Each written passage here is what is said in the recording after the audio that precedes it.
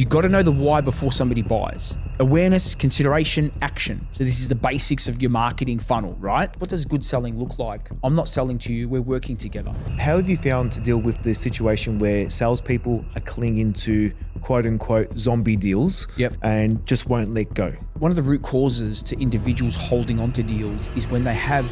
And look, what is the one question people need to ask to uncover any deal, like a deal killer? In this episode, you're going to learn how to spot deals that will actually close. I love this topic, Louis. So what's your method for sniffing out the 20% of deals that will close out of the 80? This is a really good topic, but it's also, I don't want to go on the depends, but I want to talk a bit about inbound versus outbound first, right? Because we do need to differentiate a little bit. So if you are engaging, and this is one of the biggest mistakes, Dave, I see when I'm doing audits on organizations' inbound campaigns, is when they receive a lead, they're not asking the right questions at the start to determine where they're at in the journey.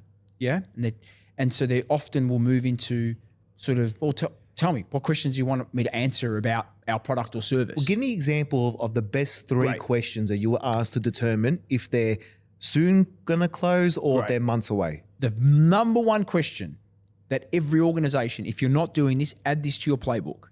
What's motivated you to reach out to us today, right? And some people, I don't like asking the motivation. I'm explicit. I ask that every single time, right? And that doesn't matter if it's outbound or inbound.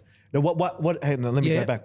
If it's outbound, they'll be like, well, you called me. Yeah. So do you have a different question? You do, but usually it's you establish your point of view, but once you've booked the meeting in, I'll then build it in. So, hey, just before we start today, once I go through the agenda, do you mind me asking, well, sort of what part of my message motivated you to take this call? Okay, good. Yeah, or to take this meeting. Yep. Because you're getting a sense of where are they at. Now, inbound, what's motivated you? First, how long have you considered? Right? And what's prompted you to take action today? Because you got to know the why before somebody buys, right? But don't ask the why question, because often I don't know why, but I know the what.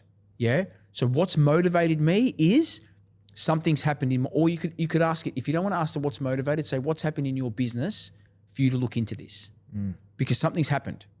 Well, ABC has happened and I need to look into this. And how long have you considered? I've considered it for the last 12 months. Okay, then why today? You're not going to say why today, but do you mind me asking what's prompted you to take action now? They say, well, we've lost our biggest customer. Where are they at in the journey, Dave? We know there's a lot of pain there. Something the CEO's mentioned, we need to look into this ASAP, right? So there's a strong appetite to move forward. Now, if they say, well, and we do this with P3, we actually ask the question, how long have you considered opening a business? And we put the drop down. And one of the drop downs is, haven't really given it much thought.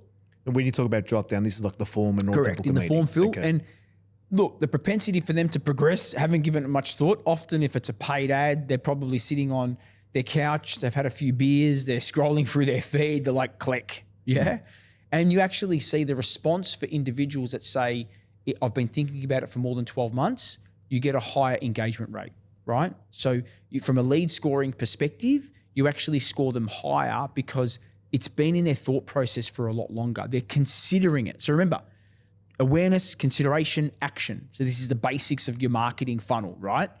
Individuals that are at that pre-contemplation, I've just started thinking about it, potentially they're not closing this month. Yeah, this is where they are in the buyer's journey. In the buyer's journey. And that's only 3% really, like the data shows, that are ready to buy right now. Correct. So you need to market for quite a while to get people along that journey. And again, it's understanding, if you understand the motivation and you understand the business impact, and this is where I really like to divert away from frameworks like BANTS, budget, authority, need, timing, because sometimes they actually they're not going to give you a true assessment of the opportunity, because often budget's one of those key metrics that in many of the deals that I've closed in my career, they didn't have the budget. Because often I was doing the outreach. We didn't have a demand gen strategy. It was cold, right? And so we were engaging with people and trying to get them to think about the problem, consider the impact, and then ask them, well, now that we've made you aware that this problem is having such an impact on your organization, we need to go and get access to budget because it wasn't budgeted on their plan, right? So they needed to build a business case, go and steal it from somewhere else, or ask the CFO to open it up, right? So again, that's why it's critical that not to hang your hat on those frameworks, because it could actually prevent you from closing an opportunity. They might not have the budget, and you might think, nah, it's not my 20%. It's not the next 4 to 6 weeks. But actually, if something's happened in their business and it's impacting performance and it's impacting a KPI, then that's an opportunity now for us to go, well, let's have a look at the business case. Let's have a look at current state, future state, what's happening in the organization, and what would be different if you make a change. Yeah. Now, that's interesting, right? So like what happens how have you found to deal with the situation where salespeople are clinging to quote unquote zombie deals and just won't let go? So one of the root causes to individuals holding on to deals is when they have a lack of, their pipeline's not healthy. Okay. So if you think about a healthy pipeline, and Mike Weinberg, one of the best authors one of the best sales authors in the world, right, talks a lot about this. There's really 3 key activities that we should be doing every day. We wake up, this is our focus. We've got to create, so top of funnel. We've always got to be creating something new. We've always got to be progressing, and we've got to be closing. Simple 3 things that we do, right? A healthy pipeline looks like that. There's things always coming through. You've always got deals that are active, and you never have to hold on to a deal because you don't have anything coming. So when a pipeline is thin, anorexic, skinny, right? That's the one place you don't want to have a skinny. There's a bit of sunk cost fallacy to play there too, right? Yeah, but that's correct, because if you haven't got many deals coming through your pipe, you're going to hold on to things. Yeah.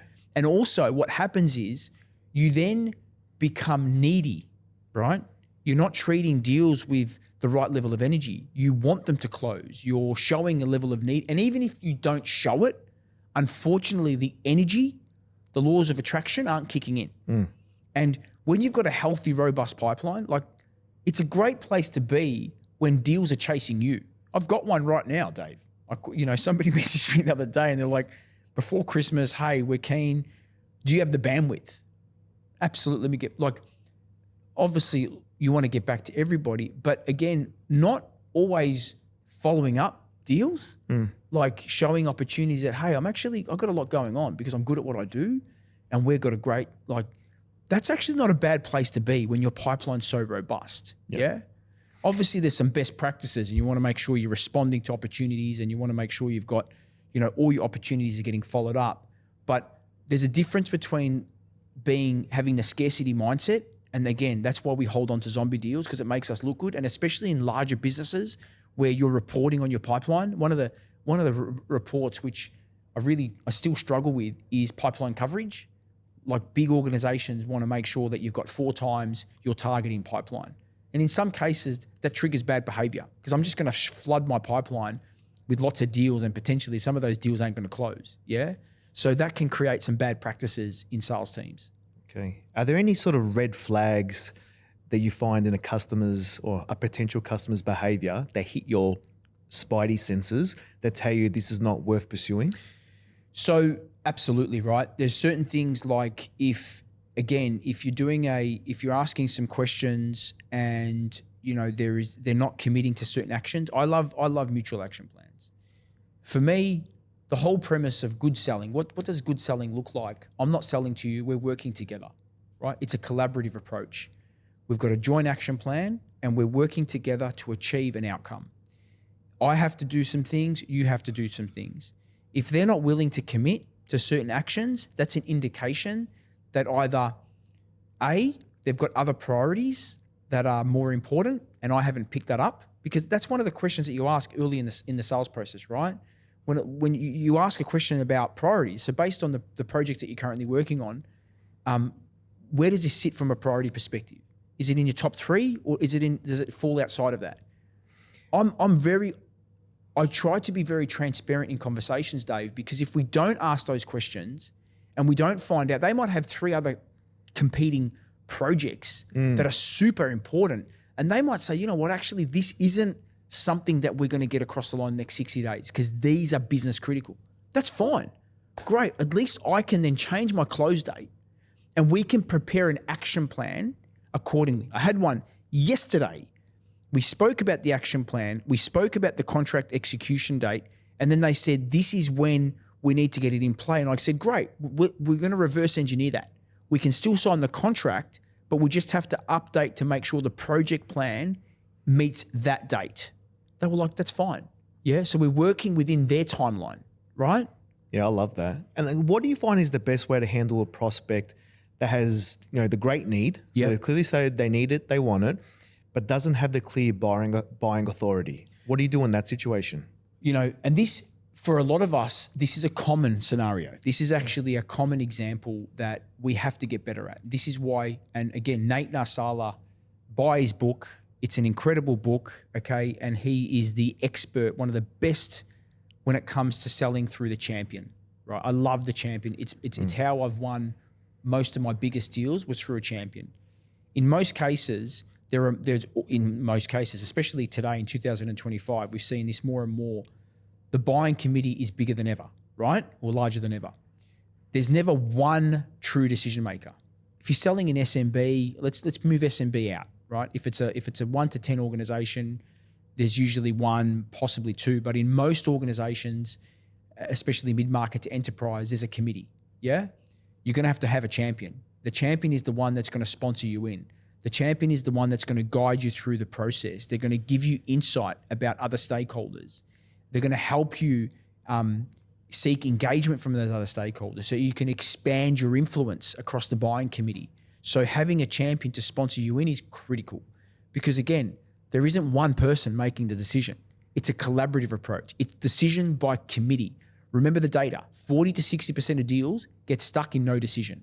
Why? Because you can't get consensus from the buying committee. So if you haven't planned for that early in the sales process, that's a red flag from a sales perspective. And you actually see that. There's a lot of, like, if you look at MedPick and you look at some of the qualification frameworks, they actually factor that in to say, have you got multiple people in the buying committee in the conversation? And if you haven't, then you haven't earned the right to progress that deal. Now, I'm not suggesting you need to build out this, uber complicated framework. They're just simple questions I've got to ask, right? Have I got the champion on board? Do I know the other people's needs, etc.? Like, I kind of do my map in my account plan, and then it allows me to, and then I'm transparent. I'll talk to my champion and say, hey, typically at this stage, this is what next steps looks like. These are the people we need to get involved. Does it make sense for us to involve them? I love that. And look, what is the one question that you think that people need to ask to uncover any deal, like a deal killer?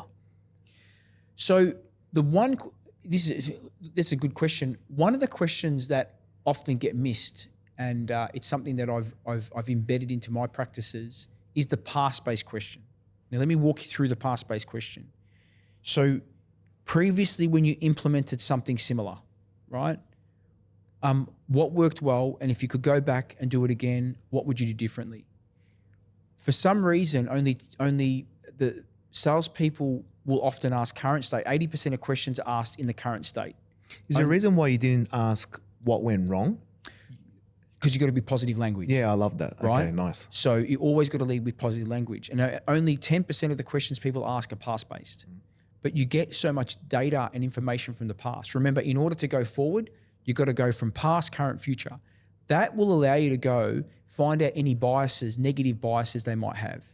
So if they say, yeah, we implemented X and this worked well, but this was horrendous, user engagement was horrible, blah, blah, blah. Now, if you don't take that info and then factor that in to your roadmap, that could potentially stop you and become a hidden objection. And you won't even know that it's stopping you. Again, our role in the process is we've got to be curious, right? We absolutely have to be curious. We've got to understand where have they come from. Past-based questions are the best. The minute you can bring them in, it helps you understand where they've come from, right? What could influence the decision-making committee around X subject? Now, I'll give you an example. One of the largest transport companies in Asia Pacific, we interviewed the chief procurement officer. They were purchasing Ariba. Now, for those that don't know, Ariba, it's a large SAP portal and it's a very expensive platform, right? Enterprise grade platform. They needed an integrator to bring that into the organization. Now the CPO, it was his mandate. It was part of the, it was a strategic initiative of implementing it. And he went to market, got 3 vendors. It got down to 2. One was double the price of the other, but he chose the more expensive one. And I'll tell you why. Because that vendor asked him questions about historic implementations. And the CPO said, historically, we always go outside of scope and we never hit the target date. And they said, this is such a strategic initiative, we can't miss the target date. So the vendor built into their proposal extra resources in case they go outside of scope and to ensure they met the deliverable date. And the CPO said, we're going with them because it mitigates our risk. Because his statement was, I don't buy things, right? I procure strategic outcomes. Yeah, he said, if you want me to purchase something, I've got a purchasing team, call them. But my role is to mitigate risk for the business and procure strategic outcomes. So that vendor met his need and they won the deal. Love that. Look, and if you want to learn how to spot more deals that are going to actually close, sign up to our free newsletter, growforum.io/newsletter to get the first lesson on how to scale to 10 million and above.